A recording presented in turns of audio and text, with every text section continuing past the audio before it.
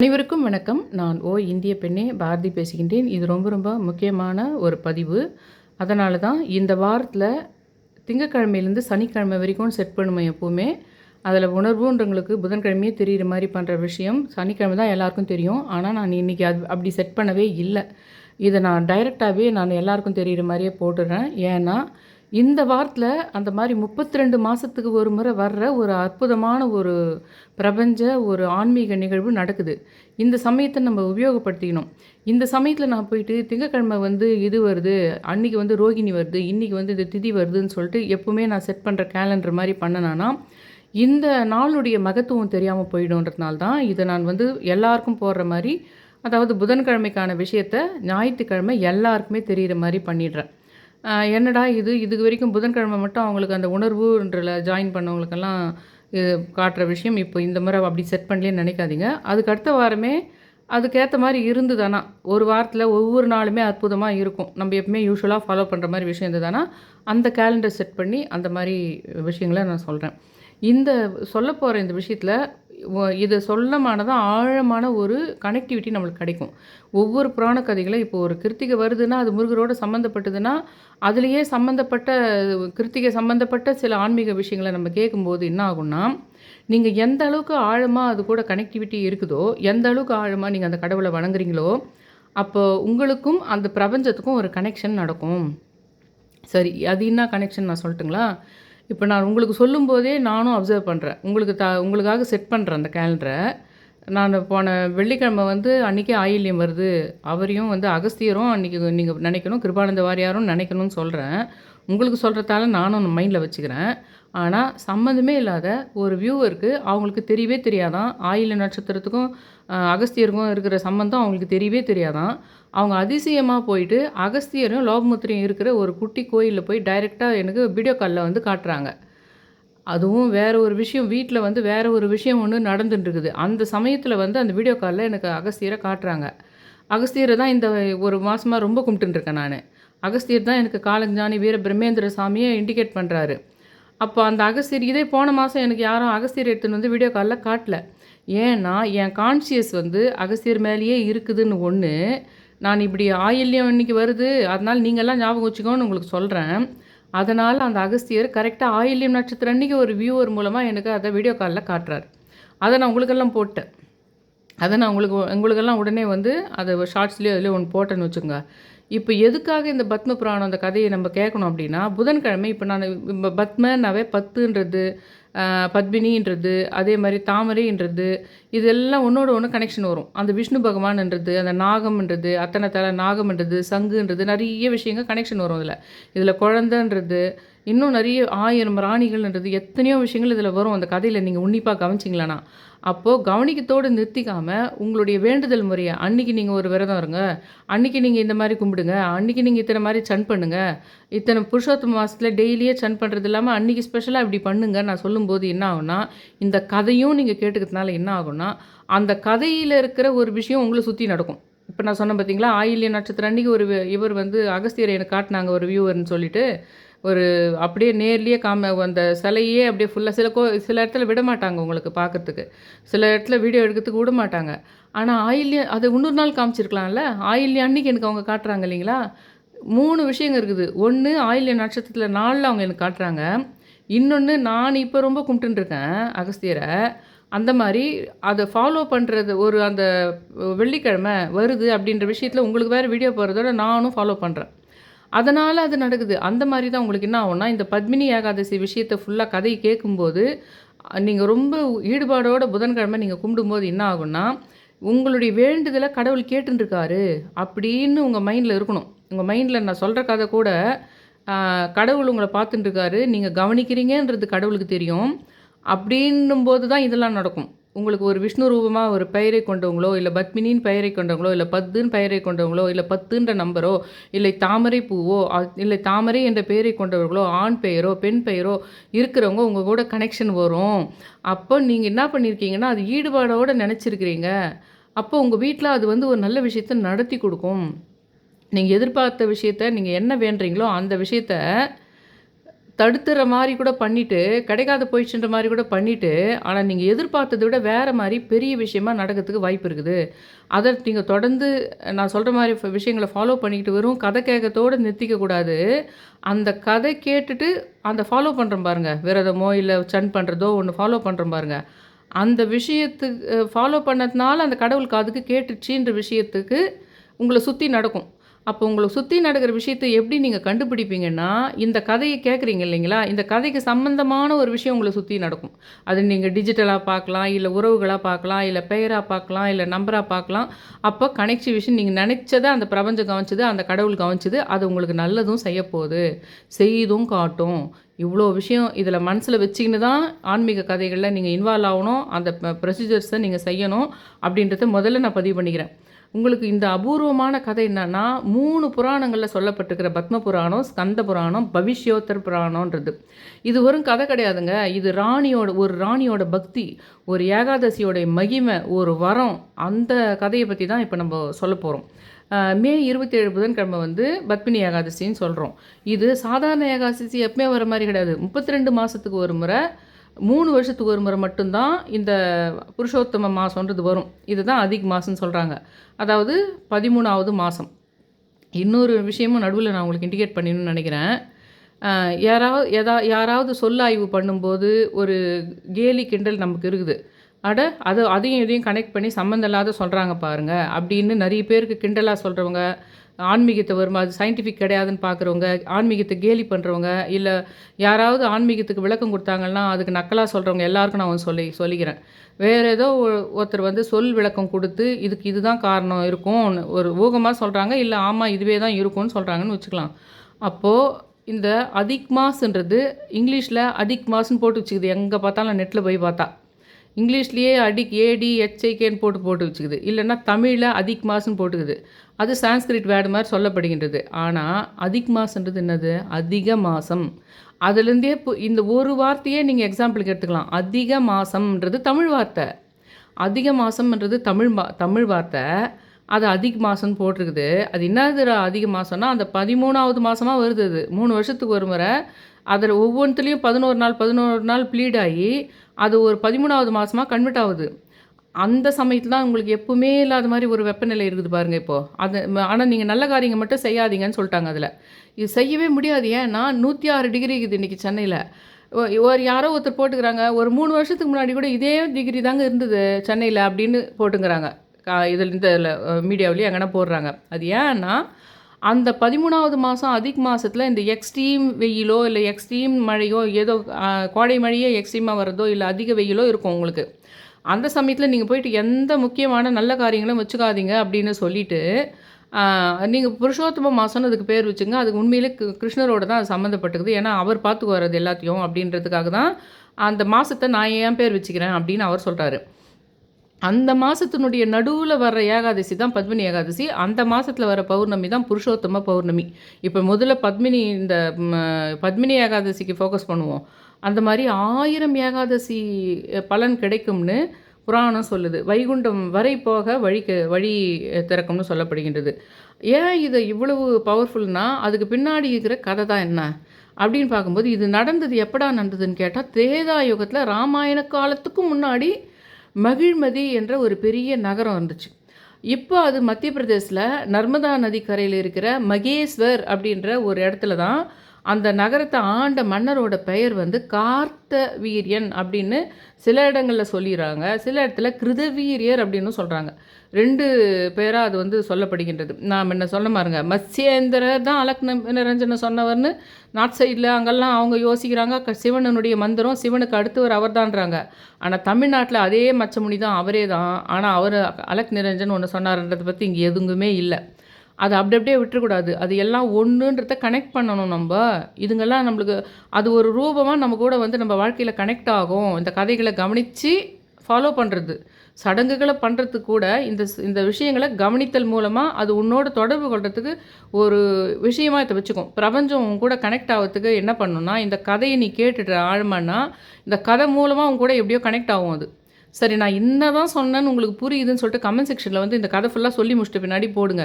நான் என்னது கனெக்ட் ஆகும்னு சொன்னேன் அப்படின்னா, இப்போ நான் இது ஒரு கதை சொன்னேன் பாருங்க, அகஸ்தியருக்கு. அது மாதிரி தான் இந்த கதையில் இருக்கிற ஒரு விஷயம் நீங்கள் ஆழமாக இதை நினைக்கும்போது உங்கள் வீட்லேயோ உங்களை சுற்றியோ நடக்கும். அது கனெக்டிவிட்டி கிடைக்கும். அதில் உங்களுக்கு ஏதோ ஒரு விஷயம் அதில் நம்ம கதையில் சொன்ன மாதிரி ஒரு கனெக்டிவிட்டி கிடைக்கும். அப்படி கிடச்சிதுன்னா சும்மா கிடச்சிதுன்னு அர்த்தம் கிடையாது. அது பெரிய விஷயத்த உங்கள் வாழ்க்கையில் பண்ண போது உங்களை அந்த கடவுள் ஏற்றுருக்காரு, உங்களுக்கு நல்லது நடக்க போகுதுன்னு இண்டிகேட் பண்ணுற மீனிங் அது. வீரம், நீதி, பக்தி 3மே அவருக்கு கைவசம் இருந்துச்சு. ஹையது வம்சத்தை சேர்ந்த மன்னர். மக்கள் வந்து அவரை ரொம்ப நேசிக்கிறாங்க. எதிரிகள் வந்து அவரை பார்த்து பயப்படுறாங்க. விஷ்ணு பகவான் மேலே அவருக்கு பரம பக்தி இருக்குது. ஆனால் ஒரு கஷ்டம் என்னன்னா, 1000 ராணிகள் இருக்குது. அந்த காலத்துலலாம் அந்த பிள்ளைகள் வாரிசுக்காகவே நிறைய பெண்களை மன்னனுக்கு கல்யாணம் பண்ணி வைப்பாங்க.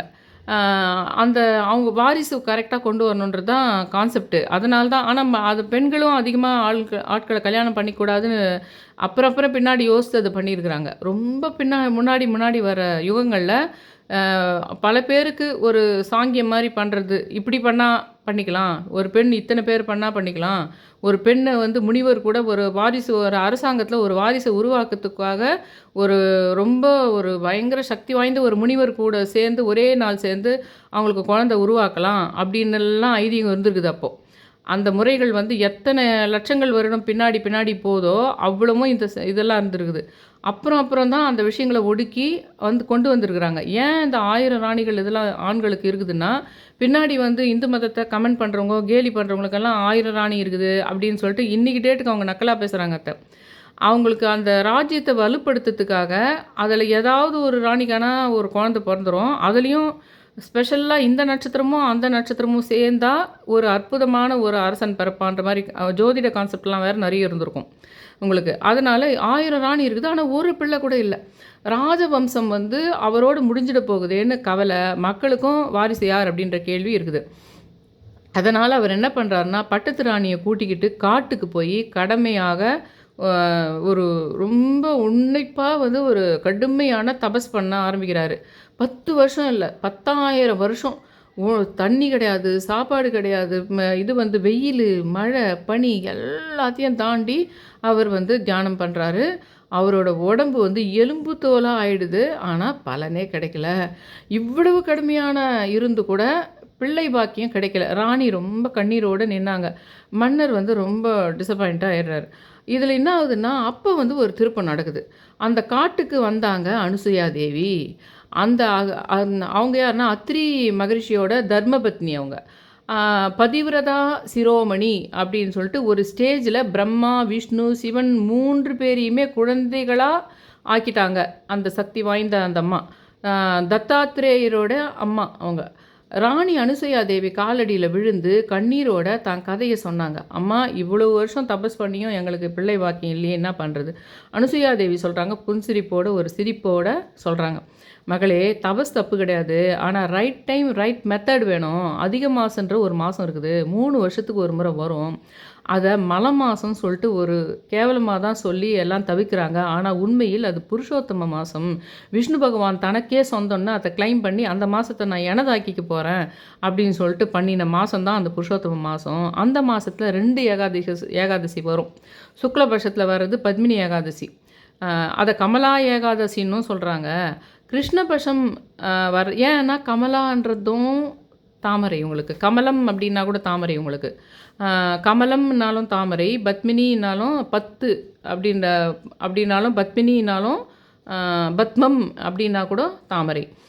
அதனால் கமலா ஏகாதசின்னு சொல்கிறாங்க. கிருஷ்ணபட்சமில் வர்றது வந்து பரம ஏகாதசி.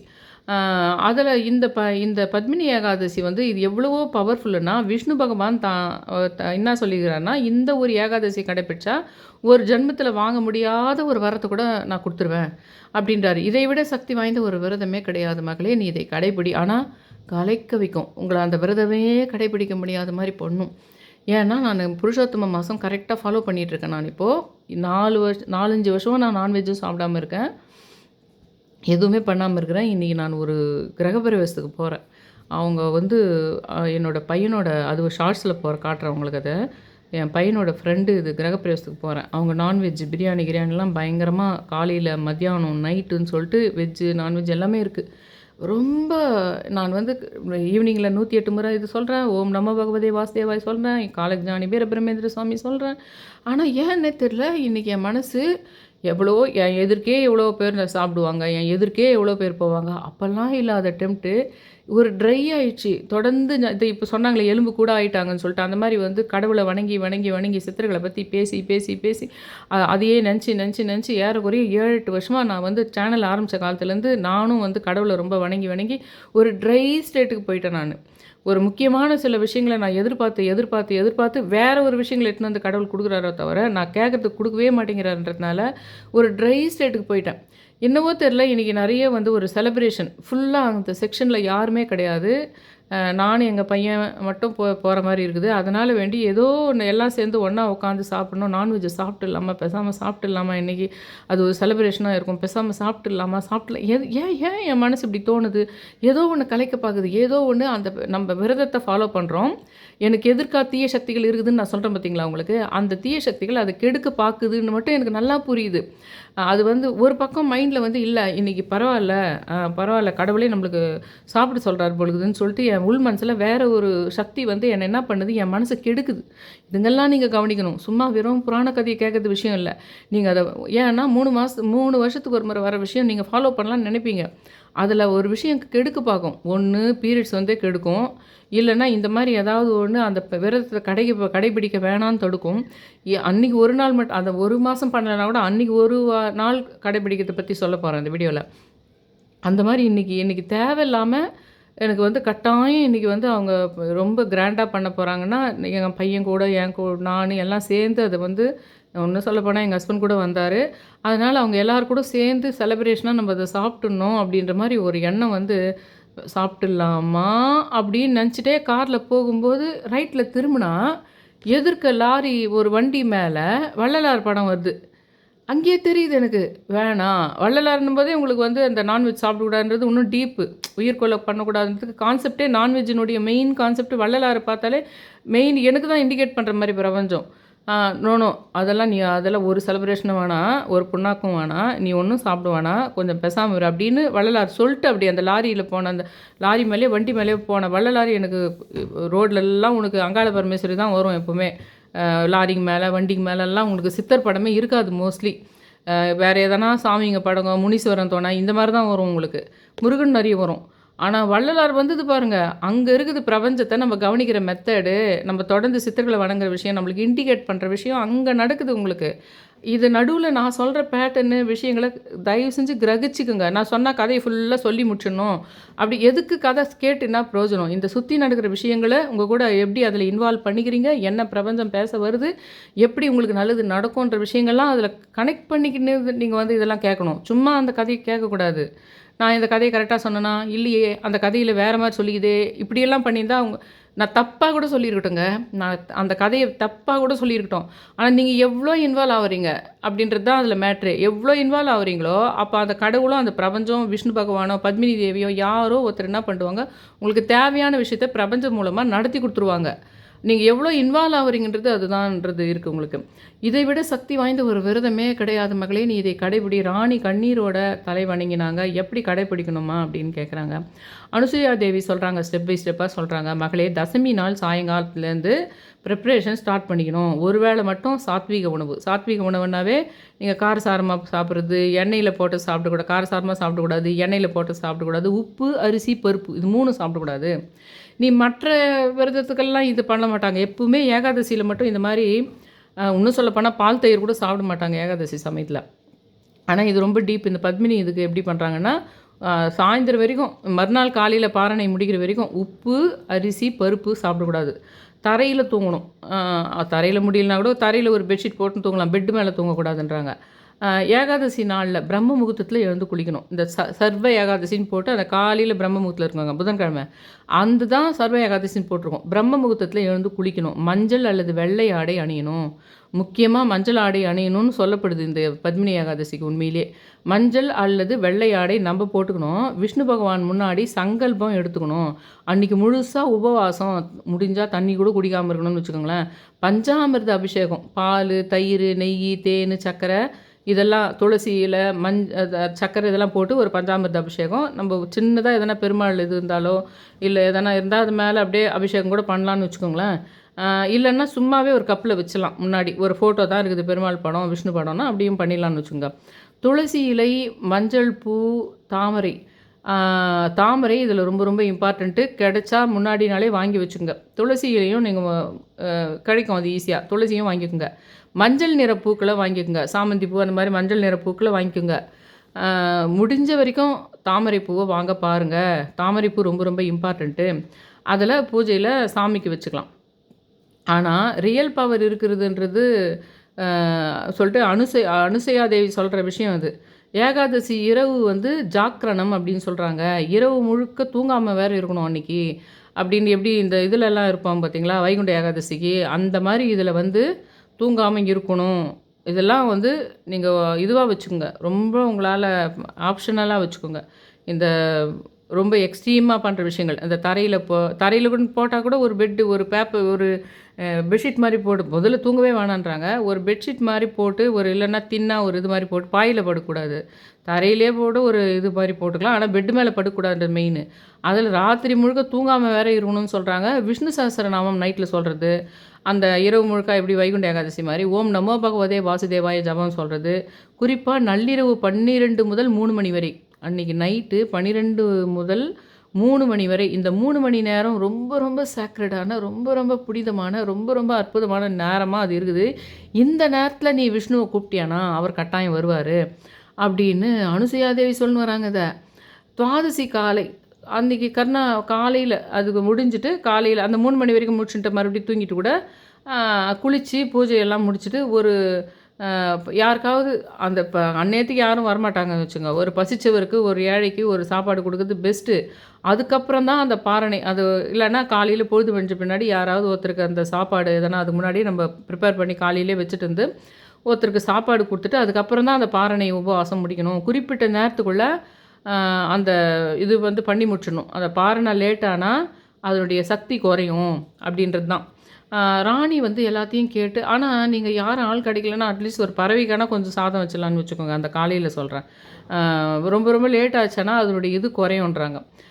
அதனால் அதனுடைய அந்த கரெக்டாக அந்த 3 மணிக்குள்ளே பண்ணுற விஷயம், விஷ்ணுவே வரான்ற நேரம் விழிச்சுங்கிறது அந்த நேரத்தில் கூட வச்சுக்கலாம்னு வச்சுக்கோங்களேன். மிட் நைட் 12லேருந்து ஒரு 3 மணி வரைக்கும் கூட விழிச்சுட்டு அதுக்கப்புறம் தூங்கிட்டு மறுபடியும் காலையில் விடிய அந்த 4:30 மணிக்கு குளிச்சுட்டு அதெல்லாம் முடிச்சிடலாம். அதை பூஜை மாதிரி பண்ணுறது. குளிச்சுட்டு முடிச்சுட்டு அந்த யாரானா ஒரு ஏழைங்களுக்கு அந்நேரத்துக்கு காலையில் யாருக்கானா ஒரு சாப்பாடு கொடுத்துட்டு அதுக்கப்புறம் நீங்கள் சாப்பிட்டுடலான்றது இது. ராணி எல்லாத்தையும் கேட்டுட்டு தலையை மணங்கிட்டு மகிழ்மதிக்கு வந்துடுறாங்க. அந்த வருஷம் அது வந்து ஒரு புருஷோத்தம மாசு வந்த வருஷம் அது. ராணி அப்படியே கடைப்பிடிக்கிறாங்க. என்னன்னா அவங்க சொன்னதில் ஒன்று கூட விடலை, எல்லாத்தையும் க்ளீனாக பண்ணிடுறாங்க. அவங்க ஏகாதசி நாள் முழுதும் உபவாசம் இருக்கிறாங்க, இரவு முழுக்க தூங்காமல் இருக்கிறாங்க, இதில் தரையில் படுக்கிறாங்க, பணிப்பெண்களும் கூடவே வீழ்ச்சின்னுக்கிறாங்க, நள்ளிரவு விஷ்ணு சஹஸ்ரநாமம் சொல்கிறாங்க, துவாதசி காலையில் சந்தன தண்ணி, துளசி இலை இதுங்க எல்லாமே வச்சுக்கிட்டு அதை வந்து இதுவும் பண்ணுறாங்க. பாரணையும் பாரணை முடிக்கிற வரைக்கும் அந்த சந்தன தண்ணி, துளசி இலை, அந்த தாமரை இதுங்க எல்லாத்தையும் ஃபாலோ பண்ணிடுறாங்க. இரவு 3வது ஜாமம் வருது.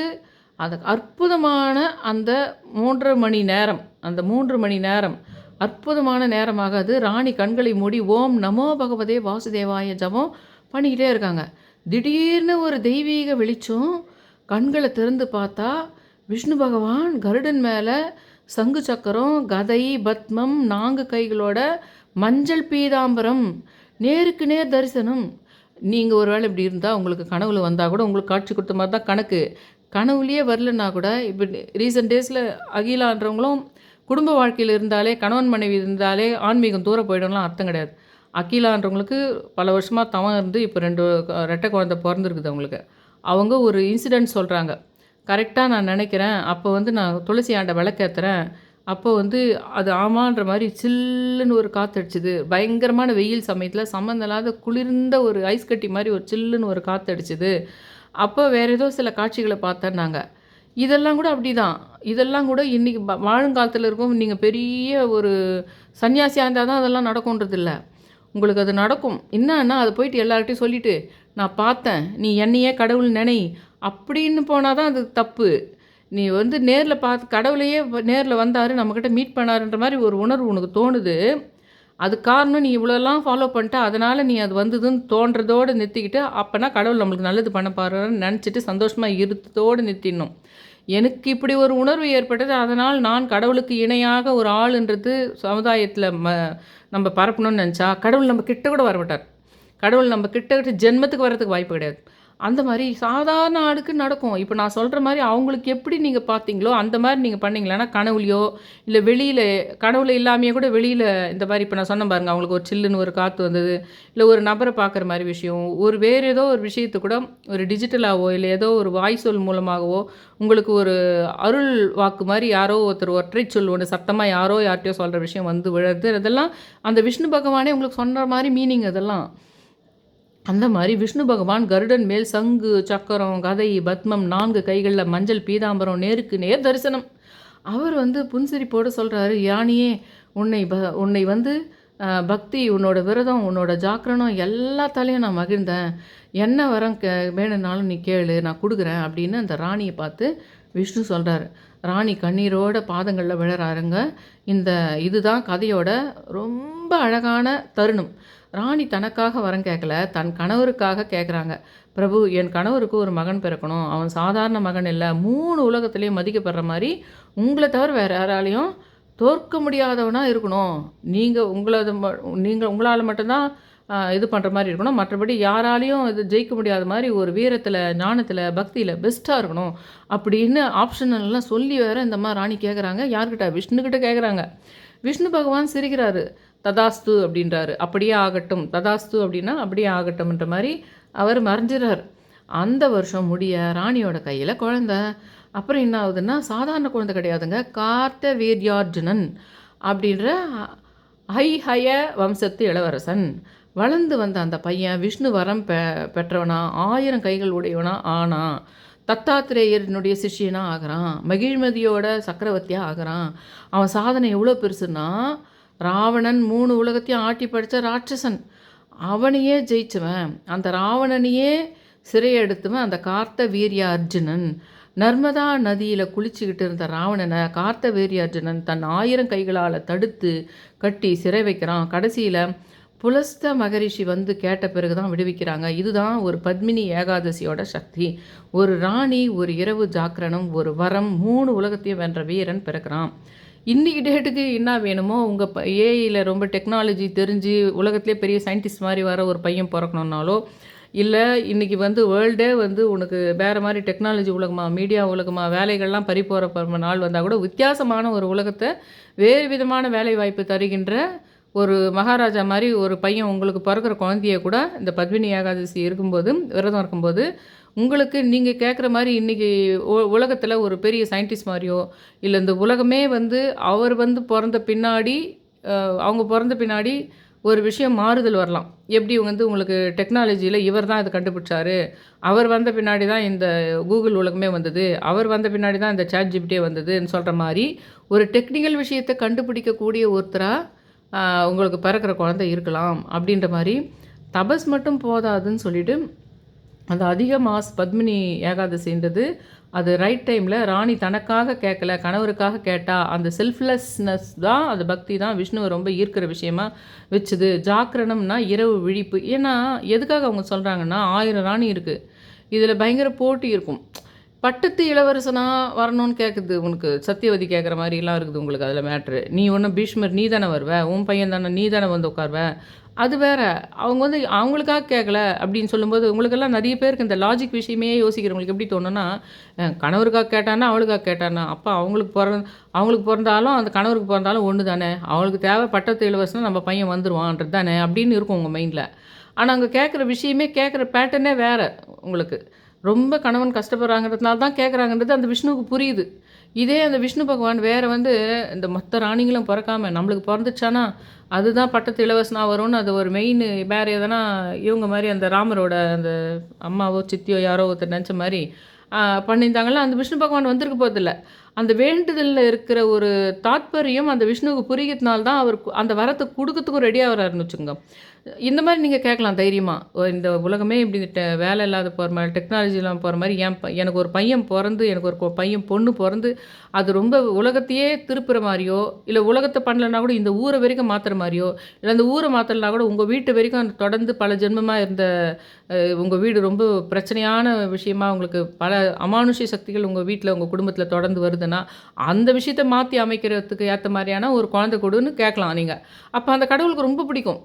நீ யாரையோ போட்டி போட்டுன்னு யாருக்கோ பண்ணுறதுக்காகலாம் நீ அந்த குழந்தைய கேட்கல, நீ கேட்குற விஷயமே வேற அப்படின்னு புரியும்போது அந்த இடத்தில் கடவுள் வந்து விடுகின்றார். கடவுள் ஏதோ ஒரு விதத்தில் வந்துடுவார். அந்த உருவமே இருக்காது, ஆனால் புரியுறவங்களுக்கு புரிஞ்சிடும் வந்தது கடவுள் தான் அப்படின்னு. அந்த உருவம் ஃபுல்லாக சினிமாவில் காமிக்கிற மாதிரி அந்த விஷ்ணு உருவம் இருக்காது, அனுசூயா இருக்காது. ஆனால் வந்தது கடவுள் என்று புரிகிற மாதிரி ஒரு விஷயம் நிகழ்ந்து விடும். அதை புரிந்து கொள்ளணும். அது புரிந்து கொள்கின்ற தருணம் தான் அந்த கடவுளை நீங்கள் சந்தித்த நிகழ்வு அப்படின்னு சொல்லலாம். இந்த ஜாக்கிரணம், இரவு விழிப்பு, அதுதான் இந்த விரதத்தோட சோல்.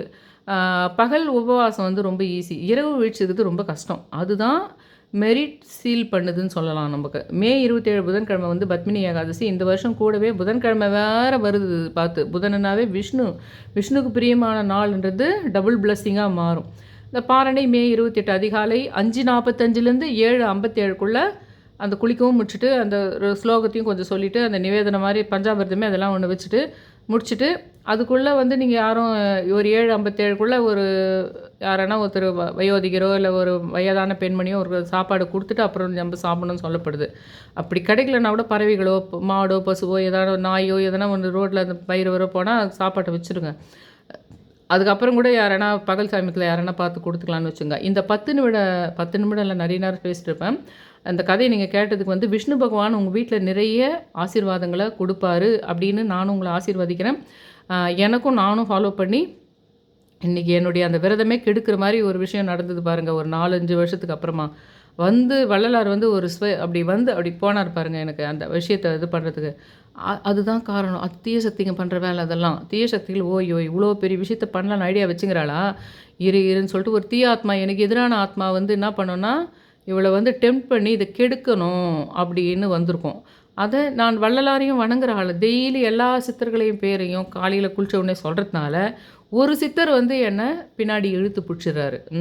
இது இல்லை அதுக்கு நேரம் அப்படின்னு. இந்த வீடியோ வந்து எப்பவுமே நான் போகிறது நல்லா தெரிஞ்சுங்க. புதன்கிழமை போட்டுட்டு எல்லாருக்கும் பப்ளிக்கில் சனிக்கிழமை தான் வெளியிடுவேன். ஒரு 3 முறையாக அப்படி பண்ணிகிட்ருக்கேன். ஆனால் இந்த முறை மட்டும் இந்த வாரத்துலேயே ரொம்ப ஸ்பெஷலாக இருக்குது. 3 வருஷத்துக்கு ஒரு முறை வருதுன்றதுனால இதை டைரெக்டாகவே இன்றைக்கி நான் அப்லோட் பண்ணிவிடுவேன். இன்றைக்கி எல்லாருக்குமே தான் இது தெரியும். அதனால் அந்த உணர்வுன்ற இதில் ஜாயின் பண்ணவங்களுக்கெல்லாம் அதிருப்தியாக இருக்க வேணாம். அது இல்லைன்னா கூட உங்களுக்கு ஸ்பெஷலாக வேறு எதனா பண்ணலாம். ஏன்னா ஒரு 300 பேர் தான் பார்த்துருக்கீங்க. அதை நான் லாஸ்ட்டு 4 முறை போட்டேன் அந்த மாதிரி மாடல். ஆனால் ஒரு 300 பேர் தான் அதை பார்த்துருக்குறீங்கன்றதுனால அப்போ வேறு ஏதாவது ஒன்று அந்த உணர்வுன்றவங்களுக்கு ஏற்ற மாதிரி அந்த 3 நாள் முன்னாடியே தெரிஞ்சால் கூட ஆன்மீக விஷயம் தாண்டி வேறு எதனா நான் சொல்கிறேன் பாருங்கள். இந்த மாதிரி அமானுஷ விஷயங்கள் இப்படி மீட் பண்ண இதுதான் காரணம், இப்படி ஒரு ஆத்மா இருக்கும், இப்படி தீய சக்தி இருந்தால் இதுக்கெல்லாம் காரணம் இருக்கும், இந்த மாதிரி விஷயங்களை வேணால் நான் வந்து இன்க்ளூட் பண்ணுறதோ ஏதாவது ஒன்று உங்களுக்கு சுவாரஸ்யமாக பண்ணுறதுக்கு மறுபடியும் யோசிக்கலான்னு நினைக்கிறேன். அதே மாதிரி உணர்வு இந்த வெளிச்சம்ன்ற 119 ருபீஸ்க்குள்ளே வர விஷயத்தில் இன்னும் கொஞ்சம் பேர் சேர்ந்துட்டாங்கன்னா நான் ஏன் வந்து இந்த நட்சத்திர தொடர்பு, அமானுஷ்ய தொடர்பு, அந்த சுல ஆத்மா தொடர்பு எல்லாம் இருக்குதுன்றத சொல்லிகிட்ருக்கேன்றதுக்கு சில சொந்த வாழ்க்கையில் நடந்த சில விஷயங்களே சொல்லியும் எனக்கு தெரிஞ்சவங்களுக்கோ உறவினருக்கோ நடந்த விஷயங்கள்லாம் இருக்குது. உங்களுக்கு அவங்க பெயர் ஊர் மாற்றி உங்களுக்கு அந்த விஷயங்களையும் நான் அடிக்கடியே கூட சின்ன வீடியோவை கூட டெய்லி அதில் போடலாம். அது அந்த மெம்பர்ஸில் இருக்கிறவங்க மட்டும் பார்ப்பாங்க. அதில் சொல்லலாம். அங்கேயே கமெண்ட் செக்ஷன்லேயோ இல்லை மெயிலையே வந்து அவங்க நான் சொன்ன விஷயத்து மாதிரியே மேட்சிங்காக எதனா உங்கள் வீட்டில் நடக்குதா, என்ன இருக்குது, அந்த மாதிரி ஒரு ஃபாலோ பண்ணுறதுக்கு தான் மெயினாக அந்த வெளிச்சம் இதுன்றது வச்சுருக்கேன். அதில் எப்பாவது ரொம்ப ஸ்பெஷல் பூஜை ரொம்ப நான் ஃபாலோ பண்ணுறதோ இல்லை வேறு ஏதோ ஒரு விஷயம் வந்து இந்த பூஜை சம்மந்தமான விஷயங்களும் அதில் சொல்லலான் இருக்கேன். தயவு செஞ்சு என் சேனலை சப்ஸ்கிரைப் பண்ணி ஷேர் பண்ணி ஆல் இன் நோட்டிஃபிகேஷன் பெல் பட்டனை ப்ரெஸ் பண்ணி அந்த வெளிச்சம் இதில் ஜாயின் பண்ணுங்கன்னு ரொம்ப ரிக்வெஸ்ட் பண்ணி கேட்டுக்கிறேன். Thank you all.